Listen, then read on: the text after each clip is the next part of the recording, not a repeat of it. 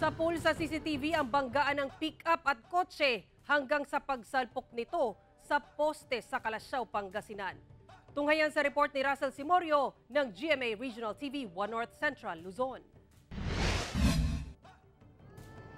Kuha ang CCTV footage na ito sa National Highway na bahagi ng Barangay Bud, Kalasyaw, Pangasinan. Makikita ang pickup na may mga pasahero sa likod. Papaliko ang pickup sa intersection papunta sa National Highway. Makikita rin sa footage ang puting kotse na dire-diretso sa kanyang linya. Nasa outer lane ng pickup nang mabangga ng kotse na sinubukang pumunta rin sa outer lane. Sa lakas ng impact, pareho pang sumalpok ang dalawang sasakyan sa poste ng kuryente. Natumbah at nagtamo ng sugat ang mga pasahero ng pick-up. Ligtas naman ang mga driver ng dalawang sasakyan. Bis po sa CCTV, mukhang hindi nagbigayan yung dalawa, kaya yun, rumampa dun sa gutter.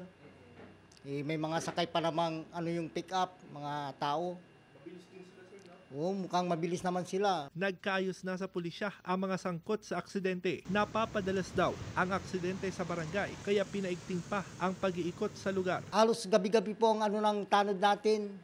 24/7 naman silang nag-iikot sa ating barangay para maayos yung seguridad ng mga kababayan namin, sir. Ayon sa pulisya, maituturing na accident-prone area ang mga intersection, kaya ugaliin na magdahan-dahan ng mga motorista para makaiwas sa disgrasya. Please wag naman po kayong mag-overspeed pagdating po dyan sa intersection. Anytime po mayroong sasakyan na tatawid, stop, observe, then go. Mula sa GMA Regional TV 1 North Central Luzon, Russell Simorio nagbabalita para sa GMA Integrated News.